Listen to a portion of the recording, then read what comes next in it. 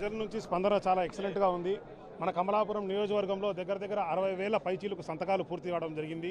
Telugu Desam party వాళ్ళు కావచ్చు, మిగతా పార్టీ వాళ్ళు కూడా దానిలో పాల్గొన్నారు. సో కాబట్టి ఖచ్చితంగా స్పందన చాలా బాగుంది. చంద్రబాబు నాయుడు గారు అధికారంలోకి వచ్చి అధికారంలో ఉండి 16 సంవత్సరాలు అయింది. ఒక్కటంటే ఒక నూతన మెడికల్ కాలేజ్ కూడా తీసుకురాలేదు. దాన్ని బట్టి మనందరికీ అర్థమైపోతుంది చంద్రబాబు నాయుడు గారికి ప్రజల యొక్క ఆరోగ్యం పట్ల, ప్రజలకు ఒక విద్య పట్ల ఎటువంటి ఇంట్రెస్ట్ ఉందనేది మనందరికీ అర్థమైపోతుంది. జగన్మోహన్ రెడ్డి గారు ఆయన ఉన్నటువంటి 5 సంవత్సరాల కాలంలోనే 17 మెడికల్ కాలేజీలు తీసుకొస్తే అన్నిటి కూడా ప్రైవేటీకరణ చేయాలని ట్రై చేస్తున్నారు.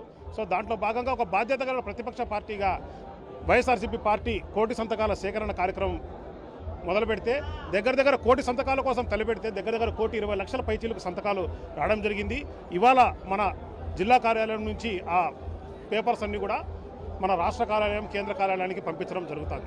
వైఎస్ఆర్సీపీ పార్టీ తరపు నుంచి తెలుగుదేశం పార్టీకి ప్రధానంగా సూటి సవాల్. అంటే అంటే టెక్నాలజీ కనిపెట్టిన చంద్రబాబు నాయుడు గారు అదే సెల్ ఫోన్ను ఉపయోగించి IVRS కాల్ ద్వారా మెడికల్ కాలేజీల ప్రైవేటీకరణ మంచిదా కాదా అని అడిగే దమ్ము ధైర్యం చంద్రబాబు నాయుడు గారికి ఉందా అని చెప్పేసి వైఎస్ఆర్సీపీ పార్టీ తరపు నుంచి సూటి సవాల్. రెండోది వచ్చేసి మాట్లాడితే డబుల్ ఇంజన్ సర్కార్ అని చెప్తున్నారు. డబుల్ ఇంజన్ సర్కార్ ద్వారా ఈ రాష్ట్రానికి ఎంత డబ్బులు తీసుకొచ్చారు?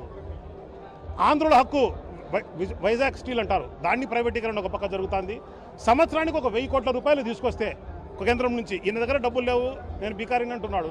సరే డబుల్ ఇంజన్ సర్కార్ అంటున్నాడు, కేంద్రం దగ్గర నుంచి 1,000 కోట్ల రూపాయలు తీసుకురాలేకపోయినాడా? ఈ డబుల్ ఇంజన్ సర్కార్ అని చెప్తూ ఈ రాష్ట్రానికి మరింత ట్రబుల్ తీసుకొస్తారు తప్ప ఎటువంటి డబ్బులు తీసుకొని రావడం లేదు. తెచ్చిన డబ్బులంతా బొక్కడానికి సరిపోతుంది అని చెప్పి తెలియజేసుకుంటూ, సో ఖచ్చితంగా ప్రజల నుంచి బ్రహ్మాండమైన స్పందన ఉంది. సో కాబట్టి ఈరోజు ఈ కార్యక్రమంలో కూడా వేలాది మంది కార్యకర్తలు కావచ్చు, లీడర్లు కావచ్చు పాల్గొంటున్నారు.